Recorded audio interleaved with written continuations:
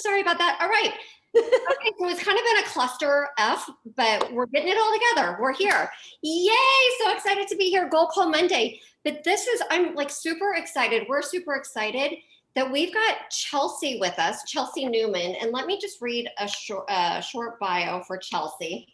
We met Chelsea through this food inflammation test that we're going to be talking about today. Because a lot of you guys have like reached out. We get a ton of DMs and a ton of you guys reaching out to us that you have, like you get gas and bloating and you're asking about food intolerances and all this stuff. So this is why we wanted to bring her on, because she's a specialist here. Chelsea Newman is a best-selling author and nutrition coach with over 12 years in the industry. She's educated for some of the biggest supplement companies in the United States and run nutritional programs for professional athletes, celebrity clientele, and the U.S. Marshals. Whew. Her approach is ancient meets modern, science meets spirit, and food first, but supplements with possible and use advanced targeted testing to individualize what you need to be doing. Wow, this is fantastic. And literally, Chelsea, there's so many things. Like Marcia and I were all about like changing lifestyle. So because we can cure so many things or treat so many conditions through lifestyle, but there are times when supplements, medication, surgery, everything that you're talking about here totally resonates with us. So I'm really excited that you can join us. Welcome to Goal Call Monday here in the Tribe. And I do want to turn it over to you. And if you can share with us about food inflammation, like what is it? And kind of like lead into what does this food inflammation test look at? So I'll turn it over to you. Aw, thanks ladies. Thanks for having me. It's so awesome what you guys do. And it's really cool to have this little tribe. And I'm really excited to talk about this test because I just think everyone is so different in what they need to be eating, what they don't need to be eating. And there's a lot of tests on the market that people ask me about when it comes to food sensitivity. And what they'll do is they'll give you a ton of false positives. So I shopped around for a really long time to find a test that was just going to be very targeted to my clients and really show what's causing inflammation in the body. And we know, inflammation is the root cause of all disease. It's what we say in functional medicine. And your immune system starts in your gut, right? So this is where everything is happening. We've all like turned to our immune system this year and looked about what is it that we can do to help our immune system. And traditionally, the only tool that we had for this was an elimination diet. And I don't know if you guys have run elimination diets with your clients before, or if anyone on this call has done it, but it can be really painful. It can be really hard to follow. It's very interfering with your life. And so I really was really impressed when I found this test. And like you guys said, I mean, I've been in the industry for 12 years now. I had my own journeys and, I got really sick when I was 19 years old. I had PCOS that was so bad. They were going to give me a hysterectomy. I went vegan for a long time and that was completely what turned it around. But there were still these little things that I needed to kind of figure out what was irritating me. Do you guys ever talk about leaky gut with your clientele or anything? We have before, yes. Yeah. So, essentially what's going on is we have this giant tube that runs from our mouth all the way through our body, and it's this communication system, and we're putting food in there. And what we're looking at here is very different from, say, Everly Wells test and a couple other food sensitivity tests on the market, in that this is looking to actually see what inflames you. So the way that I describe it is you have a giant cheesecloth that kind of runs through your body, and things can scratch that and big chunks of food can get into your body, and your body goes, oh my gosh, there's a tomato here. I need to create an immune response to this. And so it does. And you show up that you're having a reaction to, say, tomato. And it's like, well, that seems like it would be healthy. Why is this going on? And so if you can really target and figure out what is going on with the body in terms of food inflammation, pull those ones out for 3 to 6 months, and then retest, they generally stop. So it's not like a lifelong thing when we're looking at these food inflammatory markers. But skin, aches and pains, brain fog. There's a clinical study with this one with IBS and IBD. And what's very different is we're testing in this, and it's a little confusing, but we're testing for IgG, IgE, and then it's against what's called a C3D. And everyone's like, what is that? But basically, what Everly Well does not do, and these other tests that you can just purchase from the shelves and not through a clinician or not through a coach, is they're just looking at kind of what shows up in the body and what maybe is causing like a small reaction. But what we're doing is we're testing it against a C3D. So this means that this is 100% causing inflammation in your body. And so it eliminates all these false positives, because if anyone on this call has done Everlywell's test or say Biome's test, usually you come back with like 50 foods and you're like, well, what do I eat? So I will show, I'll pull up a test, and please, like if anyone has questions, go ahead and ask me. But generally speaking, what you're going to see on this test is if you have 10 or more that fall into the red, you have what's called leaky gut. And we can test for candida in here too. So yeast reactions. We can also test to see different food additives that are found in supplements or skincare even. So there's, different food colorings that can show up. So it's a much more sensitive test. It's a dry blood spot test. So it's really easy. It just comes, it's delivered to your house like this. You do have to prick your finger, but it's not painful. You just do it on the side and you put a little spots of blood down and send it in. The lab turns it around in 7 days. And it was created by the man who created the first rapid HIV test. So it's patented. You and I have the ability to sell it because we have licenses, but you couldn't just go to the health food store and purchase this. You couldn't just buy it offline. It's not direct to consumer. So it is something that's really good to kind of bring in when you're trying to dial stuff in.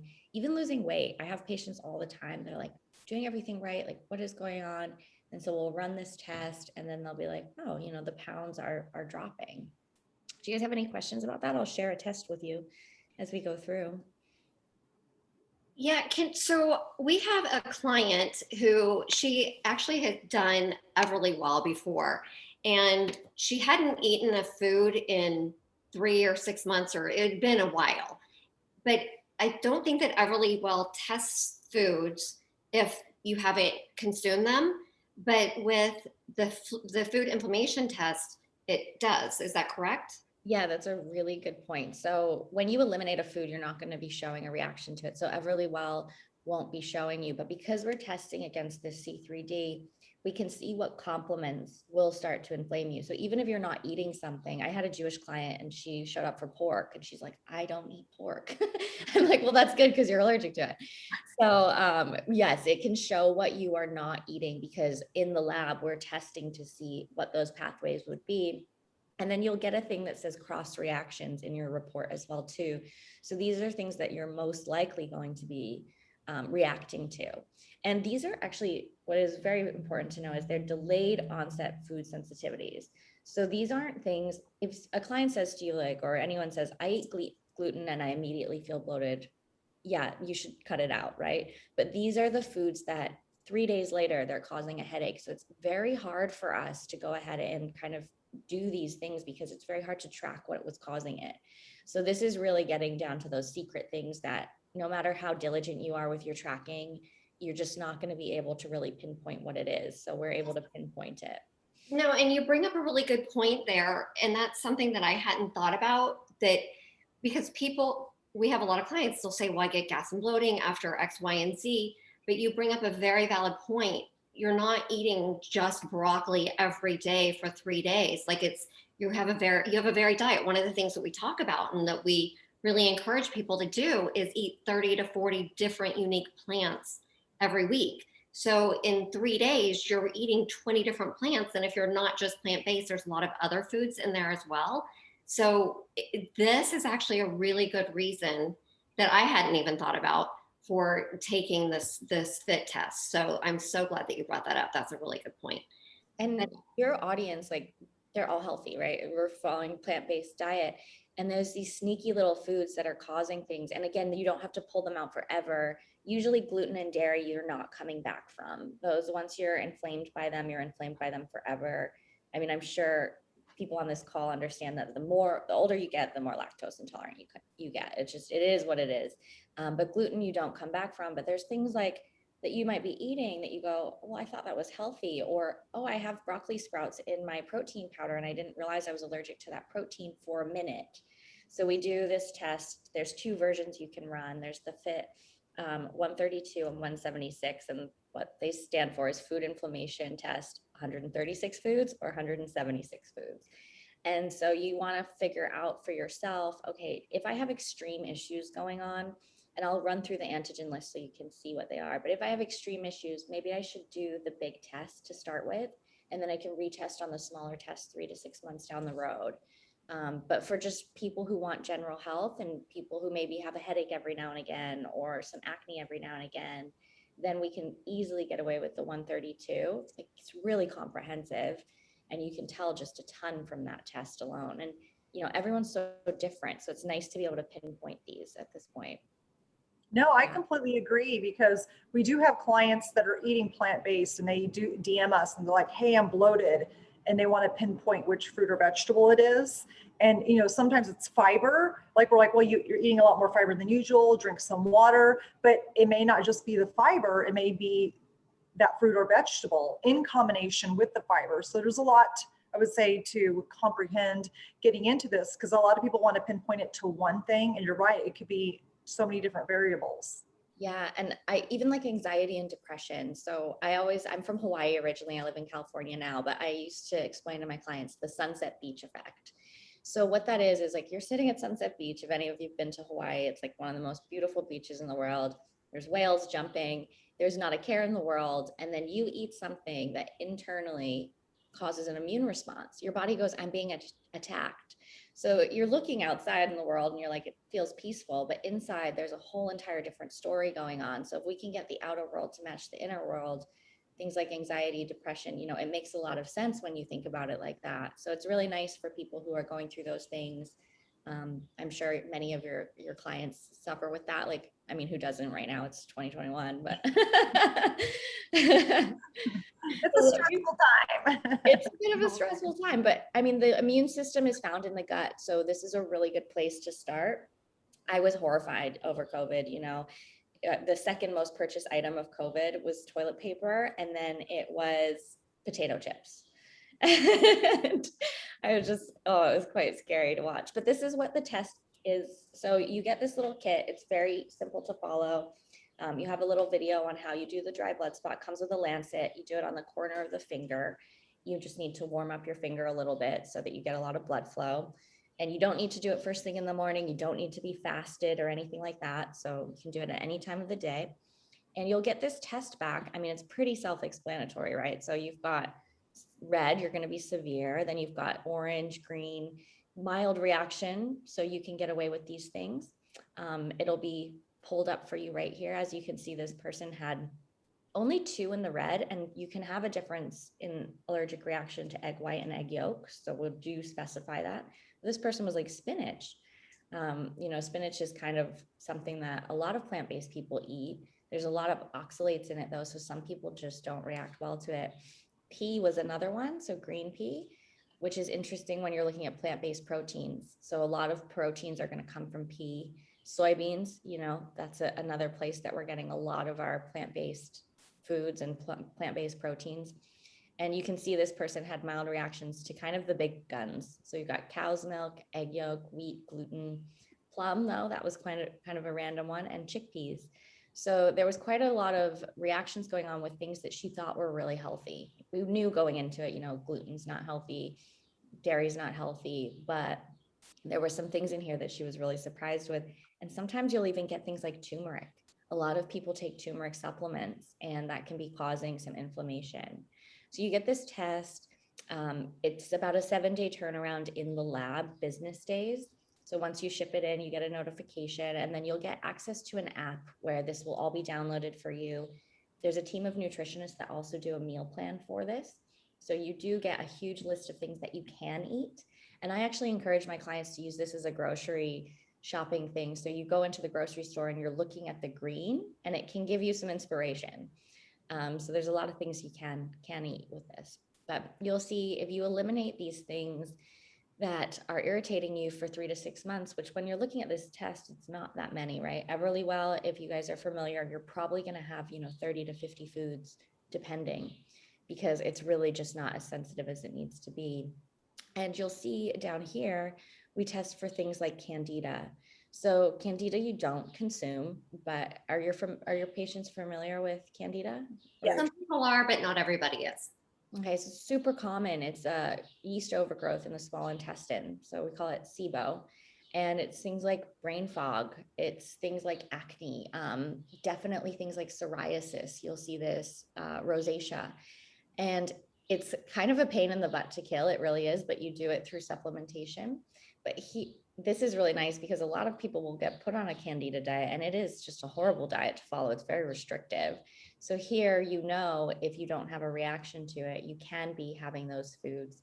And yeah, so you'll see this reaction in here. And generally speaking, if we see 10 or more foods in the red or the orange, then we know that you have leaky gut. We can specifically test for that with a thing called zonulin, but we don't necessarily need to.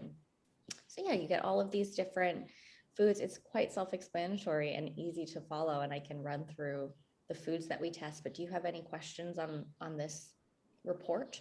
Yeah, so one of our clients, if they or any of our clients who want to do this, so you guys, I put the link in the comments on this live. And if you take this test, then you'll get shipped the kit. You'll do the finger prick. There's a very simple, I think there's a YouTube video explaining how to do it. If not, just shoot us an email and I can get that to you. And then you'll send the kit in. After the lab receives it, it takes 7 business days to turn it around. So maybe in like 10 days after you ship it out ish is when you can expect to get your results. And then after that, we can set up a 30-minute call and then I can go over these results with you individually as part of this test. So when you're doing this, if you do get like 10 foods in the red and yellow, how would you recommend to do this, Chelsea? Would you recommend staying away from the red foods for the 8 weeks, or do you recommend a little bit longer and then start reintroducing? If you've got red foods, I say 3 to 6 months at least. And then of course you want to introduce them one at a time and see how you're reacting, because you'll start to feel that. And because it's such a limited amount of foods, you can do that. You can quickly introduce broccoli and for 3 days, just pay attention to how you feel. And if you start to go, wow, okay, I really do bloat from broccoli, then we know we still need to keep it removed.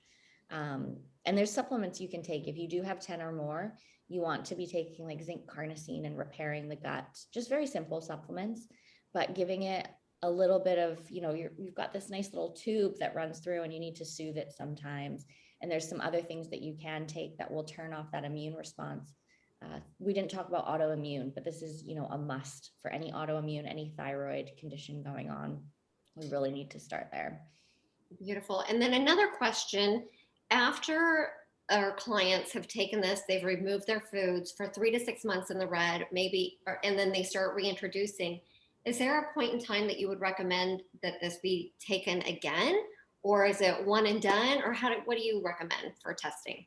So I do recommend retesting if you want to start incorporating those foods again and seeing what's going on. And there is a Fit 22, so it's just 22 foods. So if cost is an issue, then you can go ahead and just retest on that Fit 22. One thing to note, that if anyone wants to purchase this test through your site, if they have an FSA or HSA card, they can use that. So it's not covered by insurance, but you can use flex spending on it. So it's a really nice thing to do. You can use flex spending on all of the supplements on your site as well.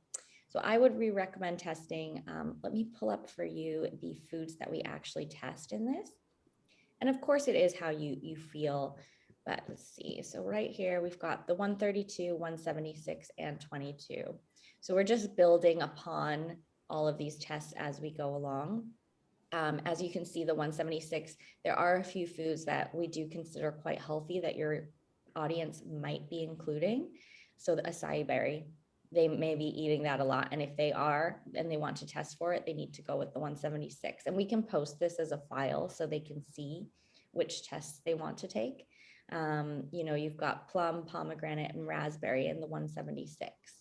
Let's see what else we have through here. So this is the area that's really interesting when you're getting into skincare, when you're getting into supplements and you're getting into additives, and vinegar is one of the ones that's on the 176. I'm not sure if you all recommend apple cider vinegar or anything like that.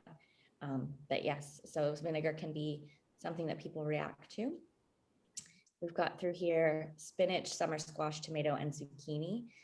We do have that actually over here. So you can just go through this list. Kale is one that we do test for in the 176 that we don't test for in the 132. A lot of people usually incorporate kale. And just, bloating can be caused from different things at the same time. So you might not be reacting, like having what's called an NF-kappa B response, so an inflammation response to kale, But if you have poor digestive enzymes and you start noticing yourself bloating, you might want to incorporate some of that as well. So we just go through and you can post this and anyone can see what it is that they'd like to test for. I know that in the 176 Brazil nuts are tested, and that's not tested in the 132, and they're, very, very healthy. But if someone's eating those a lot, we might want to throw that in there. So you could always test with the 176, the big test, and then retest with the 132 a few months from then.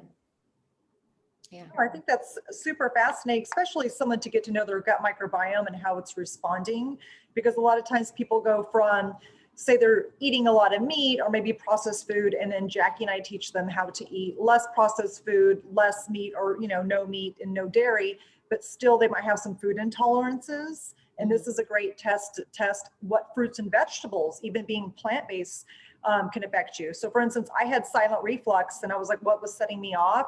And there are certain, I would say healthy foods I would consider that was setting my silent reflux off. It was like onions, tomatoes, ginger. I found it when I had those cold, raw, it really affected me. But if I had them cooked, I was fine. So, this is very fascinating test just for someone to know. I definitely want to take it myself just to kind of learn, just because I've had a food intolerance before that actually set up my gut microbiome, which, is my silent reflux. It's your stomach acid going into your throat and it sears it.